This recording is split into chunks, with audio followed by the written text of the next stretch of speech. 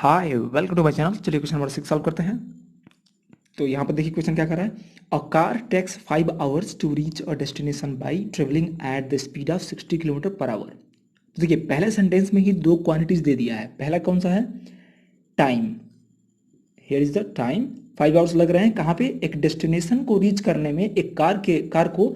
और वो जब स्पीड से जा रही है तो ये दूसरा है। दूसरा है आपका, ये क्वांटिटी दे दिया है 60 किलोमीटर पर आवर स्पीड। ठीक है, तो यही दो क्वांटिटीज को आपको फाइंड आउट करना होता है और ये पता करना होता है कि ये डायरेक्टली रिलेटेड है या फिर इनवर्सली रिलेटेड है। कैसे चेक करेंगे? यदि एक क्वांटिटी को बढ़ाएंगे तो ऑटोमेटिकली दूसरी क्वांटिटी या तो इंक्रीज करेगी या डिक्रीज करेगी।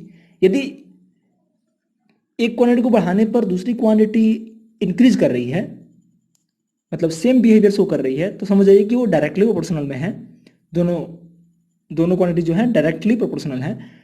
और यदि एक क्वांटिटी को घटाने पर दूसरी क्वांटिटी बढ़ रही है, मतलब इंक्रीज कर रही है, तो समझ जाइए कि दोनों क्वांटिटी जो है वो इनवर्स प्रोपोर्शन में है। तो यहाँ पर हम चेक कर लेते हैं। 5 यदि टाइम यदि बढ़ेगा तो सेम डिस्टेंस ट्रेवल करने के लिए, मतलब मान लीजिए कि यहाँ से यहाँ तक जाना है, तो इतना ही डिस्टेंस ट्रेवल करने के लिए यदि टाइम बढ़ाएंगे, टाइम ज़्यादा लेंगे, तो स्पीड कम कर सकते हैं, है कि नहीं? स्पीड कम स्लो जाएगी तभी तो टाइम ज़्यादा लगेगा। समझ में आ रहा है? मतलब दोनों जो है इनवर्स प्रोपोर्शन में है। मतलब स्पीड जो है, यदि टाइम जो है यदि बढ़ा देते हैं तो स्पीड कम कर सकते हैं। ऑटोमेटिक हो जाएगा क्योंकि डिस्टेंस ये दोनों डेस्टिनेशन तो फिक्स है, बीच का डिस्टेंस तो सेम है। ठीक वैसे ही यहाँ पर 60 किलोमीटर पर आवर से जा रही है कार, मान लीजिए यदि हम 60 किलोमीटर पर आवर से यदि हम कम कर दें तो टाइम ज़्यादा लगेगा। तो यदि स्पीड कम हो रहा है तो टाइम बढ़ रहा है, मतलब इनवर्स रिलेशन है। तो हम यहाँ पर डायरेक्टली जो है, जो पहले दूसरे सेंटेंस से पूछ रहा है वो उसको मान लेंगे। तो कह रहा है कि how long will it take, तो टाइम पूछ रहा है एक्चुअली, इतना किलोमीटर पर आवर जाएंगे तो कितना टाइम लगेगा, तो उसी को मान लेंगे हम। ठीक है, तो let the time taken, let the time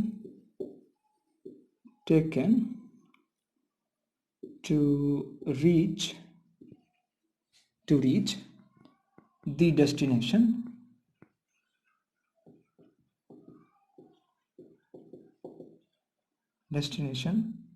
at 75 kilometre per hour is x hour. ठीक है, हमने टाइम मान लिया कि x आवर लग रहा है। तो हम अब जो है यहाँ पर टेबल बनाएंगे। तो वी हैव, तो टेबल बना लेते हैं पहले। ओके, तो यहाँ पर है टाइम टेकन और स्पीड ऑफ कार। हमने दो क्वांटिटीज को लिख लिया है यहाँ पे।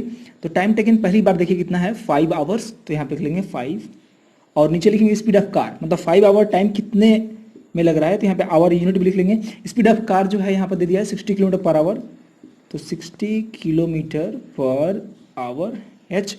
अब दूसरी बार जो है टाइम कितना लग रहा है तो हमें नहीं पता, वही तो हमें पता करना है। तो एक्स आवर्स लग रहे हैं तो एक्स आवर, और यहाँ पर जो टाइम है वो सॉरी स्पीड है वो 75 किलोमीटर पर आवर, तो यहाँ पे लिख देंगे 75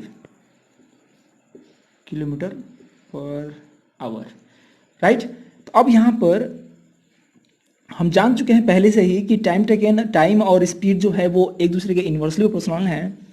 इसलिए तो हम यहाँ लिख सकते हैं उस बात को भी कि since time and speed are inversely proportional,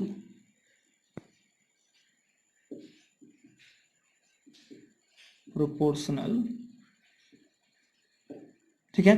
सो तो यहाँ जो प्रिंसिपल होता है इनवर्सली प्रोपोर्शनल का, वो ये होता है कि दोनों क्वांटिटीज को मल्टीप्लाई कर लेते हैं। मतलब 5 को मल्टीप्लाई करेंगे 60 में तो ये किलोमीटर में कुछ आएगा, ये एग्जैक्टली इक्वल आएगा, मतलब ये कांस्टेंट होगा इन दोनों का मल्टीप्लिकेशन के, मतलब कि x इंटू 75 के।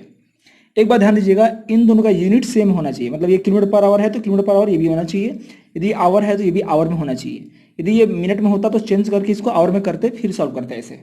ठीक है, अब यहाँ पर x की वैल्यू फाइंड करनी है तो यहाँ पर x की वैल्यू फाइंड कर सकते हैं। केवल क्या करना है, 5 इंटू 60 अपॉन 75। अब यहाँ पर 5 × 5 और 5 × 5, 5 5 25। ठीक है, 15 × 15 15 4 जा 60 होता है, तो लगेगा हमें 4 आवर्स। ये आपका आंसर है। तो आप लिख सकते हैं यहाँ पे कि hence the time taken by the car to reach that destination in at 75 kilometre per hour is 4 hours. Okay, तो आप लिख लीजिएगा इसको। यदि आपको अच्छा लगा सोल्यूशन तो बिल्कुल लाइक कर दीजिए, दोस्तों को शेयर करिए, और कोई भी डाउट होता है तो बिल्कुल कमेंट बॉक्स में लिख सकते हैं। यदि डाउट नहीं भी है तब भी लिख दीजिए, क्योंकि मेरा भविष्य जो है आपके कमेंट पर ही निर्भर कर रहा है। Okay, thank you so much for watching.